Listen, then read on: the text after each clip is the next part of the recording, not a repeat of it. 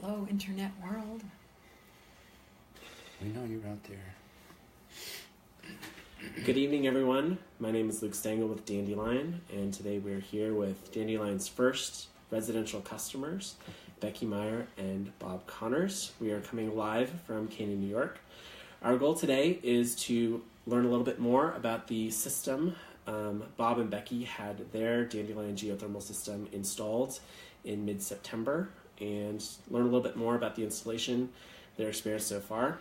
We are taking your questions live. If you have any questions for Bob and Becky, feel free to leave them in the comments section and we will answer them live. So thank you so much for taking the time and inviting us back into your home. Really appreciate it. I was hoping we could start by telling the viewers a little bit more about yourselves and telling us more about your home here in Canaan. Well, maybe I'll start. This is my home that I've owned since about 1984, I believe. I'm terrible with dates. My kids were born and raised here, and it's a very rural area of Columbia County, and it's a single standing home. It's about 2,500 square feet. I was about to say 1,000, but I don't live in a mansion. 4 bedrooms, and with a basement and 2 floors. And I now live here with Bob and my 2 cats, and my children are grown and moved away. I was a school teacher for much of my life and then worked with immigrants and presently work for Berkshire Community College working with people who are learning English. And so when I actually bought the home, we put in a wood-burning stove, and oil heat was our backup. And we use most of our heat in the bridge months, in the fall and the spring, and I really don't remember my heat costs then.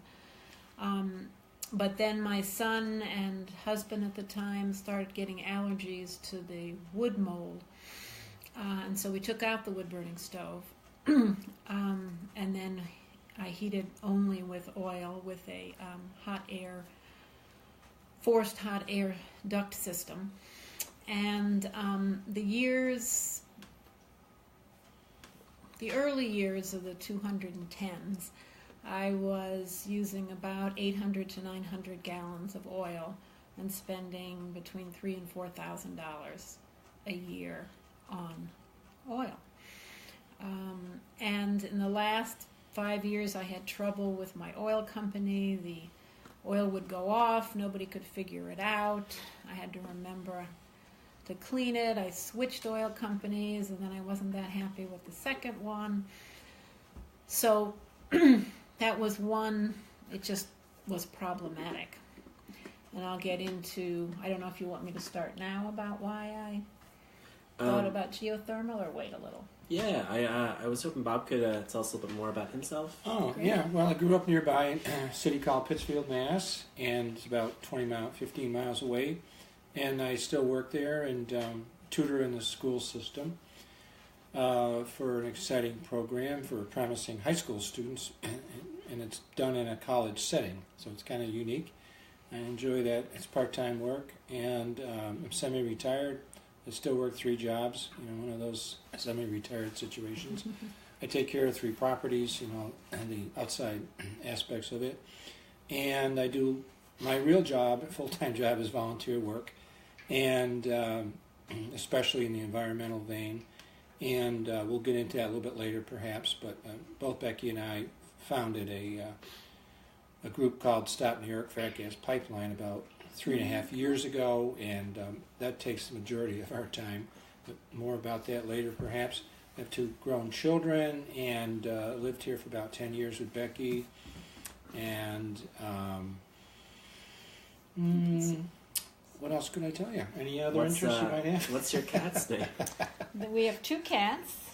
This is Venus, and maybe she'll look in the camera, maybe she won't. Hey, Venus. Hi. Want to shake hands? less than friendly. Shall we say. Oh, she's friendly. Come on. Camera shy. We'll be polite. Yeah. So tell us more about your organization and how it started, and a bit more, because this is a really interesting part of your story. Yeah. It's a real David and Goliath kind of story. Looking back at Becky and I went to environmental film festival, which are always very depressing, and they struggle to find anything optimistic to say, including the ending of the one we went to by now, I guess it would have been 4 springs ago, and they mentioned in passing, there's this pipeline, frack gas pipeline that'll be coming through the Berkshires, which is the area nearby in Massachusetts, and part of where we live, and they said it'll be coming through this little town called Richmond, Mass. So Becky and I both looked at each other and said, wait a minute. Well, from New York. From New York. So if it goes that route, it has to come through Canaan, New York, where we live. So we knew we had a problem on our hands. So from there, within 2 months, we had our first organizational meeting to educate the public here in Canaan. First we just called all our friends and met in the living room We had a meeting right here with 10 or 12 people. And within a short time, we had a meeting in this little town in Canaan, probably set records. We had 130 people show up for a meeting, a population of 1,500. And from there, we've had 20 or 30 public forums educating the public about the frack gas and the dangers of fossil fuels and so on, and especially in this time of climate change. And so that's been our full-time job, as I mentioned earlier, for 3.5 years now. And the great news is this particular pipeline company actually withdrew their proposal. It was scheduled to run through New York, Massachusetts, and New Hampshire. And so we were part of a tri-state effort to oppose this pipeline for many reasons, and which is extremely rare in the history of the fossil fuel industry. They actually withdrew their proposal. It was initially a $6 billion proposal, and they had millions of dollars invested in it by the time they pulled out. So we were, of course, very thrilled with this outcome. And so we just said, well, now what are we going to do? We have a mailing list of about 1,500 people in this immediate area, and what are we going to do with all these people? And some of them have become great friends. And so we've morphed into, at the moment, sort of a renewable energy organization promoting that. And we still do anti-pipeline activities, especially in the Albany, New York area, and any other immediate threats. But at the moment, we don't have any immediate threats to our general area. We have some close by. So that led to what we've had are 2 now, what we call renewable energy fairs nearby, and bringing in all kinds of exhibitors to display their wares. And we just had our second one late October, and each time, both times, it seems to get better and better. And in talking with exhibitors, we found out in this area we're about the only renewable energy fair that exists. So they are thrilled to come to our events. And that's where we met a company called Aztec Geothermal. And I think Becky will want to take over. 2 years ago, we met Aztec Geothermal. These renewable energy fairs that you've put on, the last 2 have been fantastic. I went to the last one myself. What was that, 6 weeks ago? Yeah, late October. It was great. It was really a great selection of local environmental groups, local sustainable renewable companies like Aztec, our partner, and Dandelion, a lot of solar companies. And there were lots of really cool exhibits and experiments and things to do for kids. The thing I thought was so cool was the solar boat. The inventor of the solar boat brought the boat to the fair, and by land, right? Thank you. Maybe you can talk about the fair and kind of its growth, because I think that it's a great initiative and something I hope continues for many years. Well, I had always, from the get-go, I wanted to do something positive. And actually, Bob belongs to a county-wide environmental group. And I told him that his group should take on, people needed to find out about renewable resources all in one place, answer all your questions.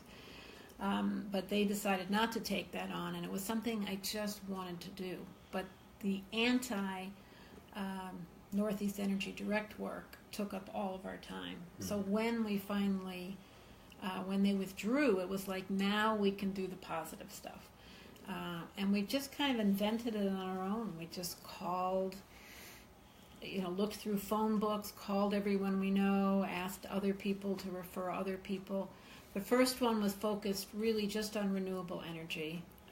Discovered there's a lot more, many solar companies. The first year we had one wind company, one geothermal company. We did, window replacements, home energy audits, and then we also do a lot of non-profit groups working on the climate change. So Citizens Climate Lobby, our local organization Sierra Club, PAWS, our own organization, Green Energy Times. I think the first one we had a real windmill that was there that was kind of cool. That's cool.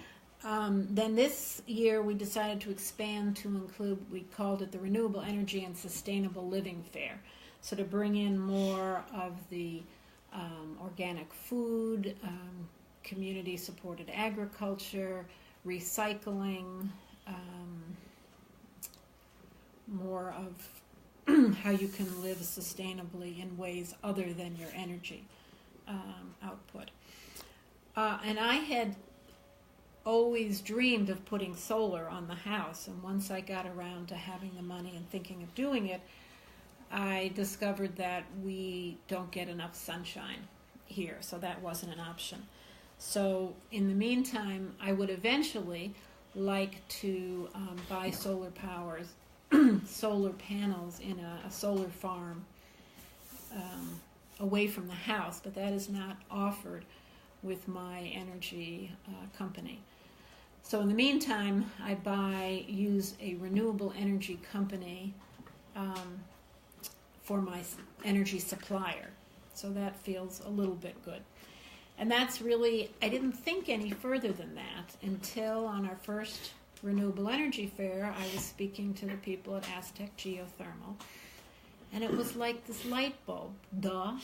I spend more money on fossil fuel heating my home than I do with the electricity. And I didn't realize that there was a renewable alternative. I just thought I was doomed. And so I got really excited about it. It was like, oh, well, let's see what we can do about this. And they came out and they gave me an estimate, and it was really more than I was ready to spend at that time. So I just put it in the back of my head as a thought. And then Bob loves to tell this part of the story, so I'll let him tell that next part. The next part The meeting. We had John come and do it. Of course. Thank you for reminding me. We had a meeting this past June, and on the topic was geothermal heating and cooling with this company we keep mentioning, Aztec Geothermal. They're nearby. And just before the meeting, the president, John Chiavacco, called me up, and we chit-chatted a bit about what would happen at this public forum on geothermal. He said, oh, Bob, he says, by the way, we're going to have some people there from Google. And I paused, and I said, what has Google got to do with geothermal heating? He said, oh, you'll find out. So we went to the meeting, and sure enough, 3 or 4 young ladies from this company called Dandelion Energy spoke, and they said, look, we've got a new system for you. All you have, there's certain criteria, and this particular, they chose this particular market because we're heavily dependent on oil for heating, and we have shale rock primarily, which some might think is difficult to drill through. As it turns out, it's not. But and they had other aspects they looked at, and everything told them, let's test this process or program we have in this part of New York. And they happened to pick Aztec Geothermal as their driller or installer. And so to stay away from a lot of the figures, let's just say when we got our second quote... Let me go from here. Okay, but there was an eye-opener quote for this process that we then received from Dandelion Energy, using the same installer, Aztec Geothermal. Becky, your turn. So their criteria was, at that point, a single-family home that was owner-occupied, heated with oil, and used a forced hot air system. And it was like, bingo, that's my house. So I went right up and signed up, and they got right back to me. And we began the negotiations. And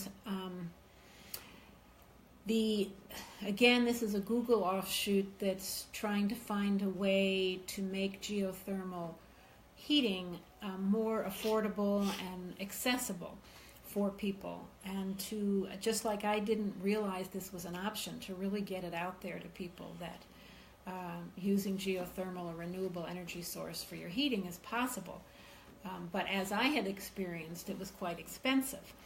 So they've come up with a model that made it less expensive, and we didn't use their financing, but they were charging $150 a month for 20 years with no money down. So for that amount, that's as much as many people spend or less for their oil every year. So I was spending, again, about $3,000 to $4,000 a year in oil up until the last 2 years. But then I did a lot of energy audit work, closing up my system, and the winters have gotten less severe. So I actually spent about $4,000 for 2 years right before I put in the geothermal. Now I'm curious.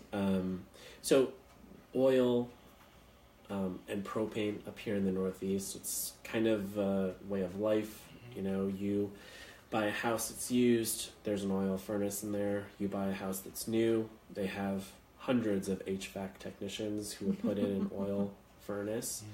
I'm curious, did you know anyone before who had a geothermal system, or were you the first in your social group? Well, one guy who's an engineer at RPI had put in geothermal 10 to 15 years ago. But at that time, I wasn't involved in this. It didn't mean anything to me. Then when I heard about Aztec, they told us that they had installed for somebody else. So we called. In fact, it was before the fair. We wanted to check out whether Aztec was a reputable company. Yeah. Safe to say they are, yeah.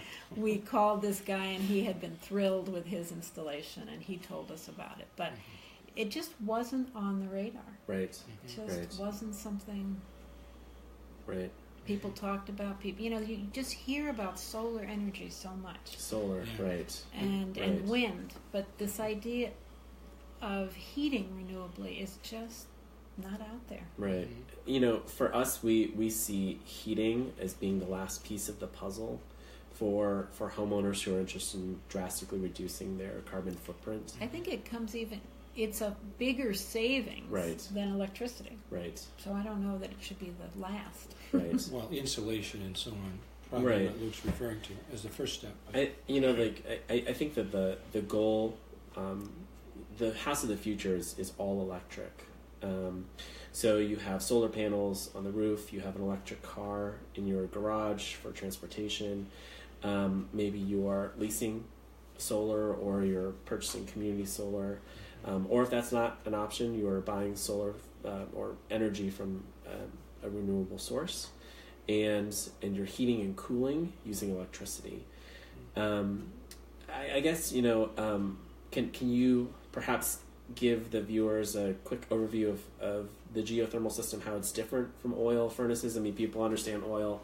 They pump, gas into your house. You burn it inside of a furnace, and it pumps hot air, Well, I've been working on this. Well, at the risk of falling on my face, should I handle this one? You give me the elbow when I screw it up? Okay. But it's, as we all know from probably grade school, the Earth is at a constant temperature. In this area, it's around 54 degrees.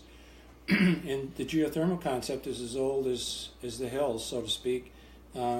They simply drill some holes, 2 holes in our case, I think about 300 feet down, and they circulate fluid through that, and that comes into your home, and then depending on, in our case, it was about a 100-foot trench that went from those drill holes to our house, and it carries the fluids, and then it simply goes into a unit that looks very much like the unit we had.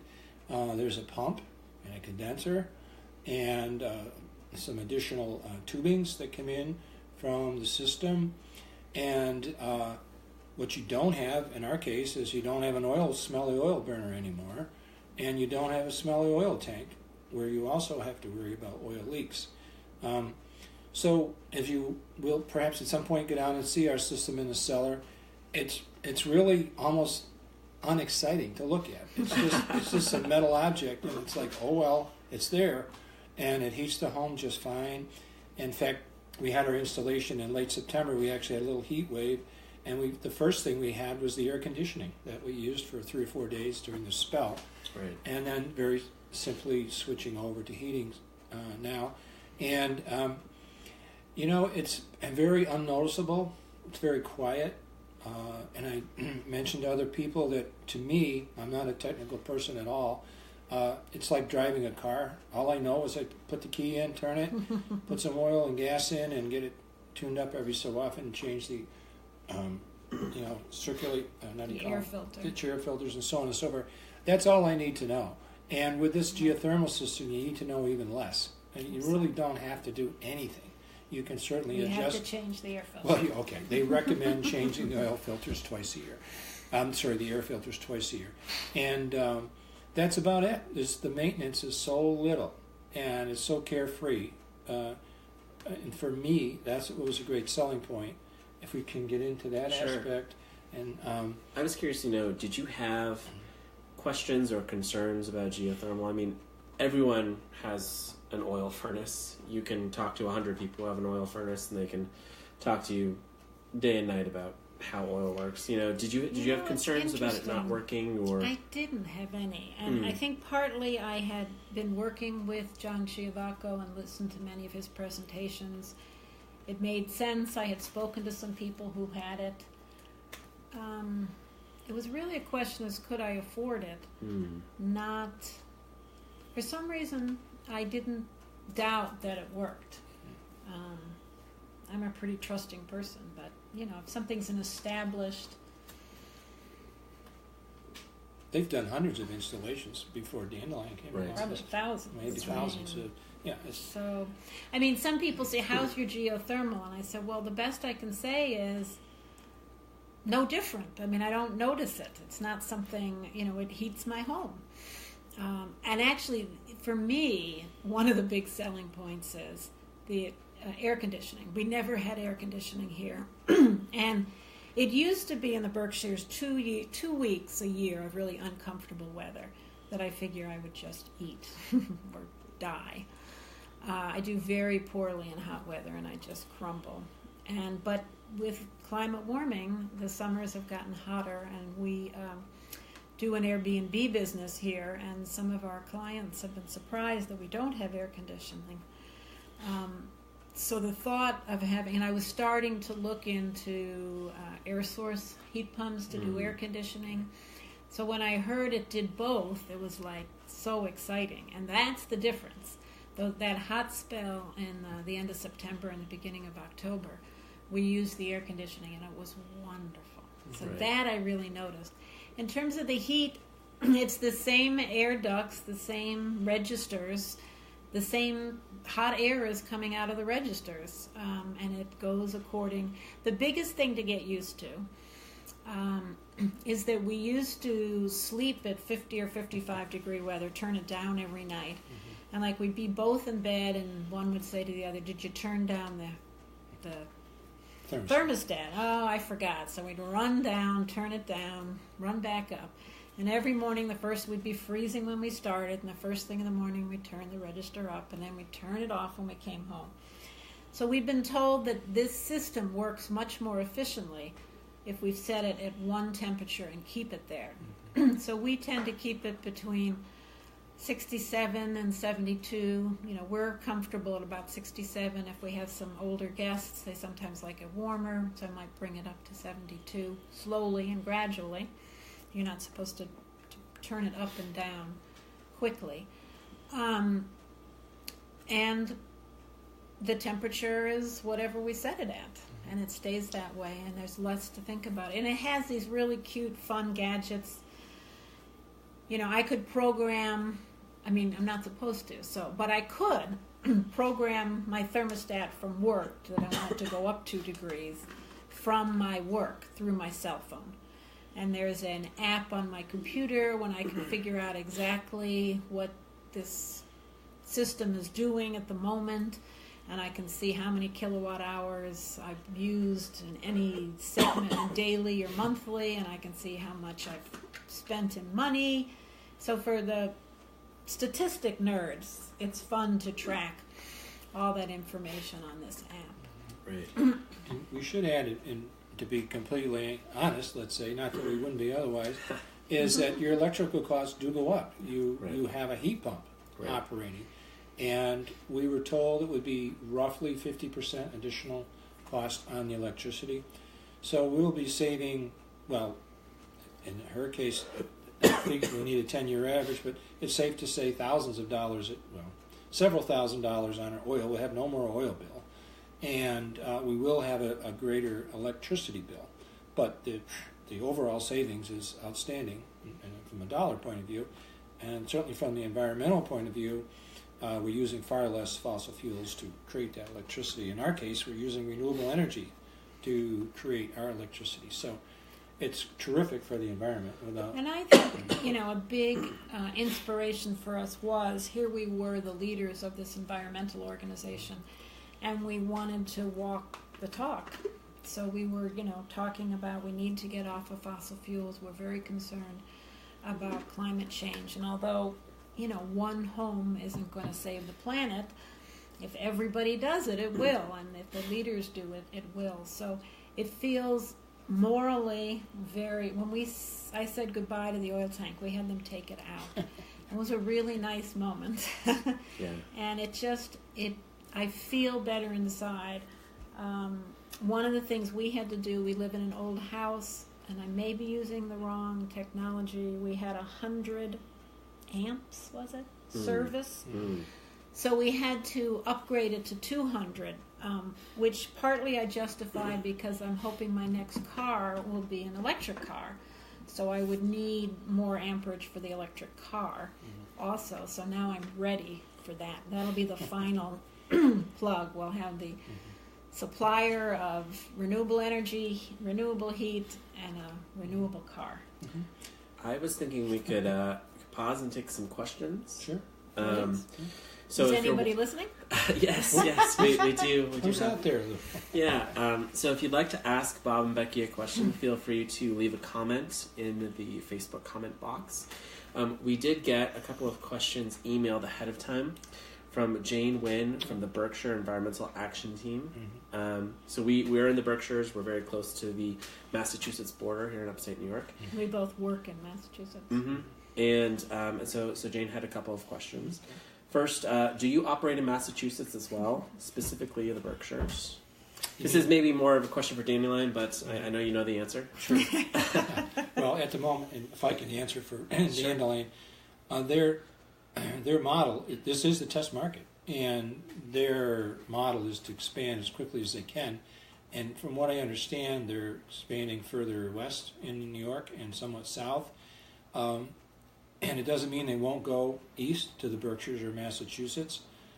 They'd have to tell you what the timetable is for that, but I haven't heard of anything specific about Massachusetts. I'm sure the installer, Aztec Geothermal in our case, does business in Massachusetts or will get a license to drill in Massachusetts. That's probably easy. But to you can certainly use geothermal without using Dandelion Energy. It'll just cost you more money, plain and simple. But so if anybody in the Berkshires wants to use geothermal, I don't know a company to recommend, but I'm sure they exist. But I think that's the issue. My guess is that they're looking for geothermal installers to partner with, and they're looking for areas that heat predominantly with oil. So if your area, because you save more money with oil, and therefore you can sell it more easily as a financial investment. So at the moment, the natural gas prices are low, so it's about an even exchange. But with oil, you're saving about half. So am I right that those are the markets you'd be looking to expand, where there is an installer and where they heat primarily with oil? I can just add one thing quickly. Sure. You said with oil, you save about half. With oil, you save 100%. You will spend more on electricity. So right, for heating. For heating. Yeah. For heating. So there's no more oil expense with geothermal. We just got a question live from Rosemary Wessel. So thanks so much for sending your question, Rosemary. Are there any restrictions on a wet lot? We had to build a shallow basement because of high water table, for instance. This might be a better question for Buzz on our team, who knows literally everything there is to know about drilling. But so far, we have yet to come upon a job that we haven't been able to do. We've drilled through some pretty soil here in the Hudson Valley with our early installations. So Rosemary, really great question. What I'll do is I'll email Buzz and ask him, and I'll follow up with you on Facebook. Let me mention, that's a good segue, though. Another friend of mine said that she didn't think they'd be eligible because they had a lot of rock. Right. And I know that Aztec said actually that rock is good. It's a little harder to drill through initially, but it's a good insulator.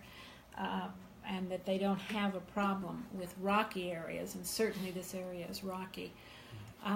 So I don't know how far down your wetness. Basically, they drill, again, our hole is 300 feet, and feed a plastic or PCV pipe down there. So 300 feet's pretty long. I doubt you're wet 300 feet down, but I don't know what it's like to drill through the first bit of wetness. Another question from Jane. How long is the system warranted to last? How long do you expect it to last? I have the answer here, so I can talk to it. But did they talk about the warranty or about how long you can expect the system to last? I can do that one. From what I understand, the tubing, let's call it, the piping, is warranted for 50 years, or your lifetime, whichever comes first.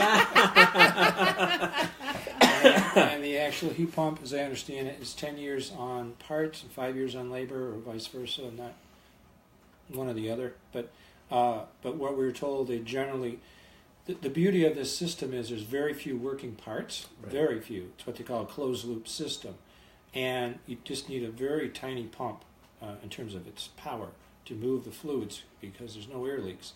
And so there's not much to worry about from a technical or mechanical point of view. They recommend, I touched on it earlier, changing the air filters twice a year. And the antifreeze, I think they will do that once a year. I don't know that it's required, but the antifreeze does break down somewhat over time. And that's about it. And another nice aspect to this system is it's monitored from the installer's office. One day I was talking to one of the technicians and had a question. He says, "Yeah, I know the answer to that. I look at your system, every so often." I go, "Oh, I didn't realize that." He said, "Yeah, I study it from all the installations, the newer ones especially. I study them from our office." So there's that built in also to the system in terms of customer support, and if I could tie that in with warranties, because that comes with the deal. Did he get it right? So it's a 5-year warranty on parts and labor, and the life expectancy of the equipment is 25 or more years, 25 plus. Okay. That's what we're telling people. That's expectancy. Yes, but the warranty is? Warranty is 5 years, parts and labor. Now, the really beautiful thing about a geothermal system is that all of the equipment is indoors. Or if underground. Right, exactly. So if you have air conditioning towers, conventional air conditioning towers, those are constantly being rained on, snowed on, being battered about. You have to replace those fairly regularly. Because all of your equipment is inside, and as you said, there's so few moving parts with the equipment. It's incredibly reliable, very easy to maintain. This might be a good time to talk about the installation. Sure. Yeah.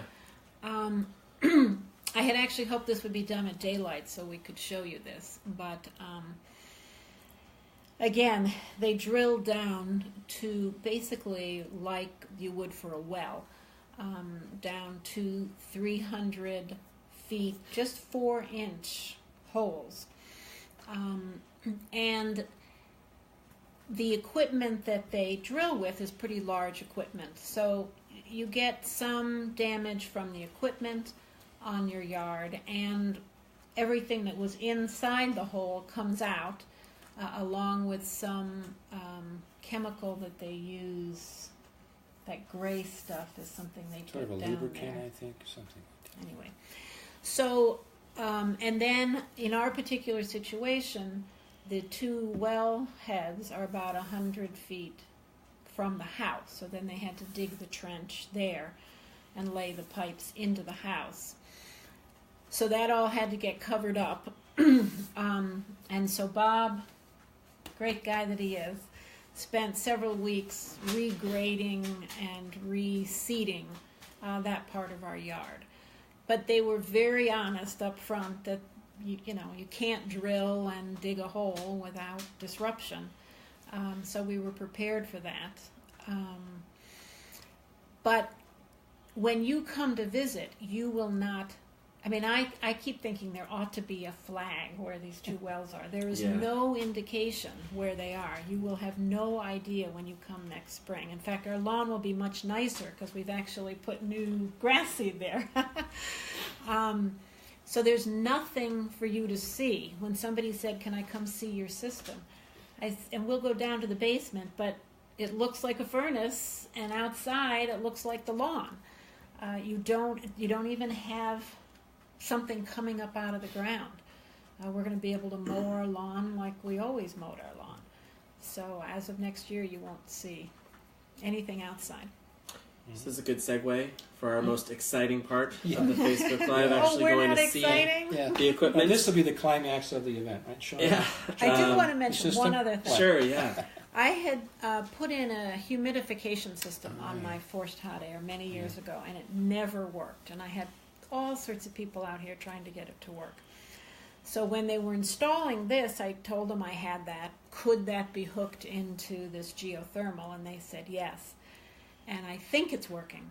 So and a that's dehumidifier in the also. no, but well, In, so in now, season, well, the air conditioner is a dehumidifier. yeah.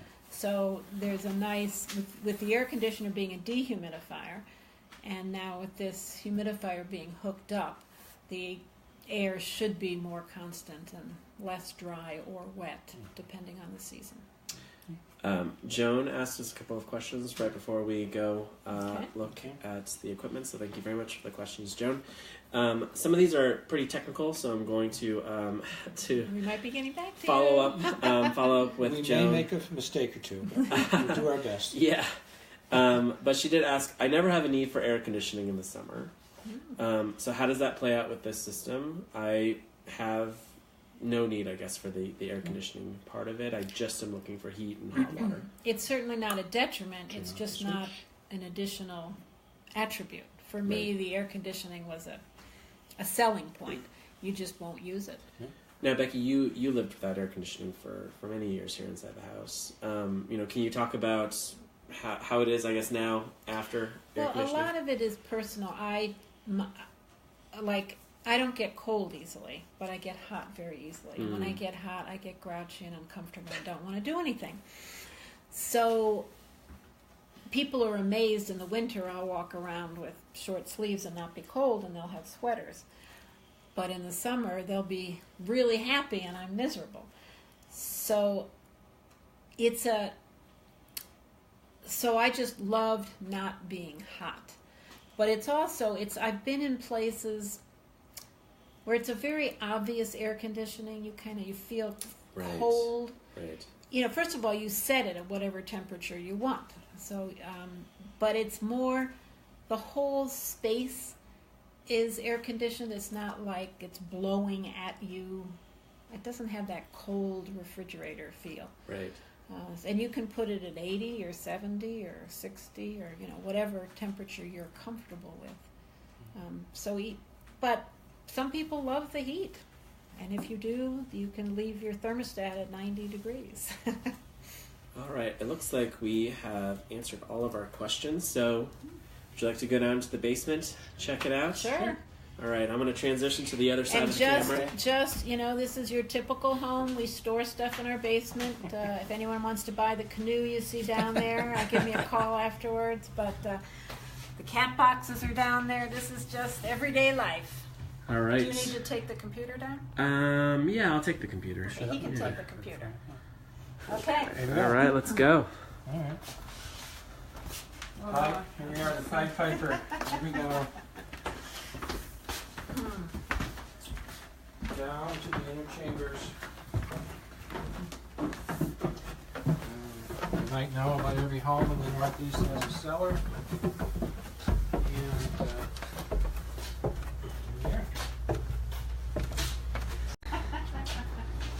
here. I actually might be interested in this canoe. This is pretty nice. It's beautiful.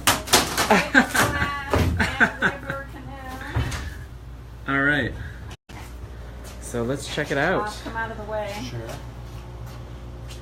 So this is the system. Maybe we can start by the pipes coming into the house.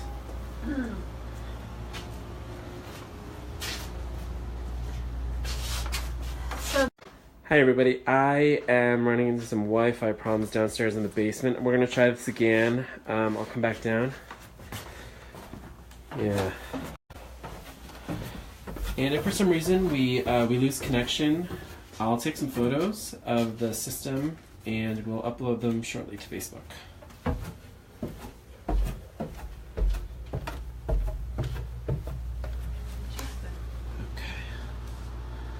Cool. All right. So there are pipes that are coming into the house. I think I'm gonna try and stand here near the doorway. Over here. Got it. And it's nice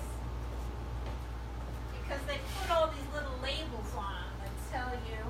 So Speak louder, Beck. This is the water coming in. It says geothermal. And then this pipe is sending it back in. So this comes over here, over there,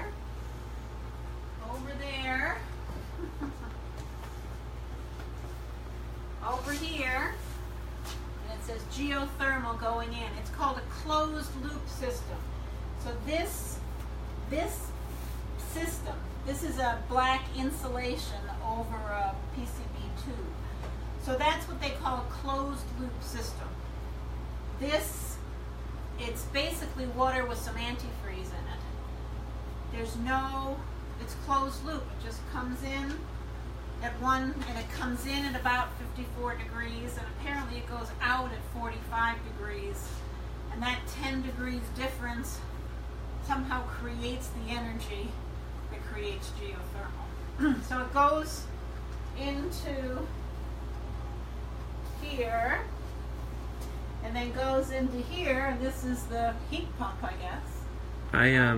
I think it's remarkable how quiet the system is. We're able to have a conversation standing right next to it. You can hear it running, but it's humming. It's not like a furnace in that it kind of roars to life and you can see a bunch of flames inside of it. Sometimes it's silent. Right. So, and again, I don't quite understand them all, but I love all these. This is like the computer of the system. Over here is the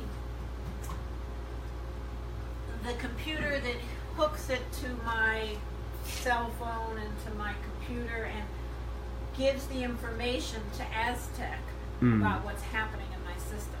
Right. So that's kind of cool. My humidifier is over here, and I have to change that filter occasionally. Rosemary has another question. It's a good question. Were all new ducts necessary to distribute the heat, or could you hook up to your existing ductwork? Say that again?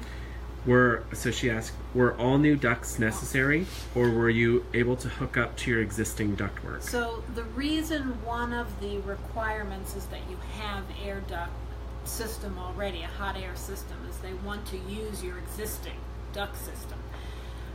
They are working on, a lot of my friends have baseboard hot water heat, and at the moment you would have to convert all of that to a duct system. The geothermal works easiest with, it heats air, not water, and it distributes through an air duct system. So if you have air ducts, you can just use your existing ducts. We did an extra zone, so we had to put some additional, I think they discovered that there wasn't enough cold air return for the system, so they had to put an additional duct. And something about the zoning, we had to put in an additional duct. Or didn't have to. We could have just, these are all old. All of this is old. All old ducts. But they had to put in 2 new ducts because they had to. But I think she's also, I'm guessing, she's also curious, let's just say she might have a radiator system with the oil, or forced hot water system. I think Aztec or Dandelion would have to answer the question. I think there is a way to get geothermal installed, but it will probably cost more money, I would think. Currently, we're working on a solution for homes without forced air ductwork, and that solution should be coming next year. Yeah, very good. Yeah. Can I mention one thing? Sure. It's important to me. I happen to have allergies and leading to asthma sometimes. Well, there are 2 cats, which obviously don't help the situation. But it's not my. They're not my cats. You know who counts. So, with this system, their air filters are. There's a factor of 8 or 10, I believe, that much better than our existing air filters. So now they're catching a lot of the cat hair and the dander and ordinary dust that would be in any home. And as long as you change your filters every so often, it's quite an improvement on somebody's air quality in their home. So that, for me, that's an important factor. It might not be for anyone else that doesn't have allergies. And there certainly is no oil smell anymore, which right. I could easily smell when the burner would go on, or when there was an oil delivery, you could smell the and just oil. If you want to look, this is where the 270-gallon oil tank used to be in this corner. Now I have extra storage. Now, this unit here provides all of your hot air, all of your air conditioning, and it also provides all of your hot water. Yeah, that's a sleeper. So we need to come that's here. A surprise, actually. Yeah. I forgot about that.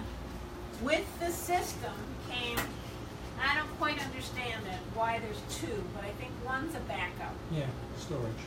And one, so my hot water heater is heated through the geothermal system. And I got a new hot water heater with the entire price of the job.